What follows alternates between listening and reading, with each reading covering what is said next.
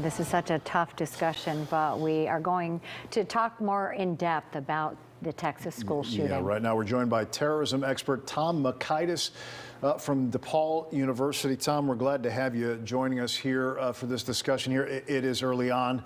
It is such a difficult concept to sort of take in here, but this does bring us back to the massacre at Sandy Hook.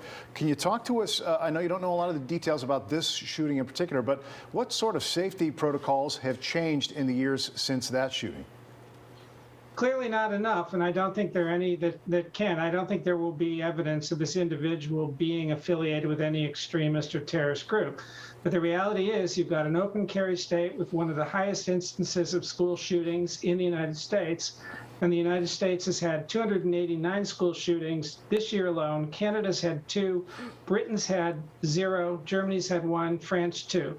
What do they have that we don't? Responsible gun control laws. That's really what it comes down to. And my heart goes out to the parents of Texas, and I can't imagine what the Sandy Hook parents are going through, the Parkland school parents are going through, as they have to relive this nightmare all over again. To follow up on that, in the absence of a change in gun laws, let's talk about security. Many times there are security officers, sometimes armed in high schools, but rarely at the elementary school level.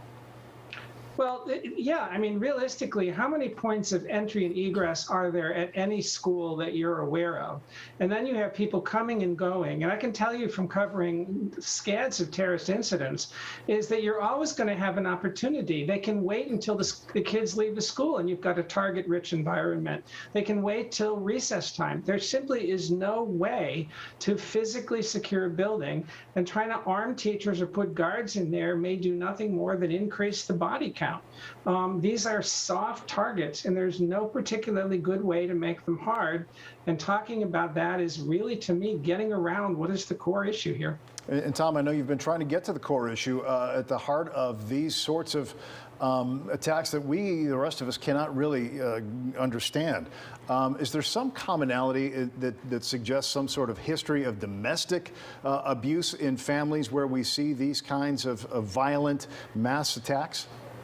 Well, I think you'd have to get an expert on that to be able to respond to it. But the reality is, for someone to shoot a parent or a grandparent, which happened in both Sandy Hook in this instance, something has to be seriously off.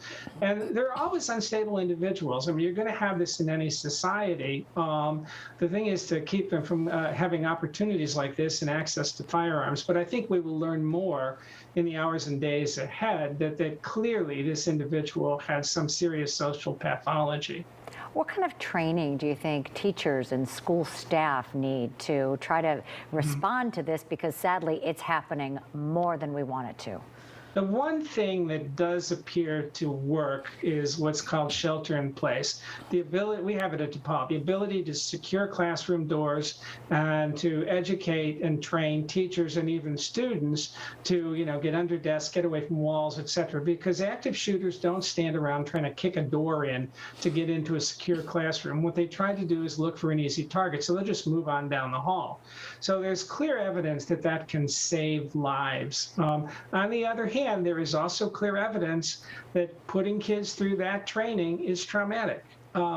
So, I mean, it's not an easy thing any way we look at it, but shelter in place can work. We don't know the details here, what happened. I think we will learn more in the coming days. Yeah, and if it can save lives, certainly it would be worth it, and maybe to have those discussions with children about it. No question. Tom Mockaitis, terrorism expert from DePaul University, thank you so much for joining us. Thank you. Have a nice evening.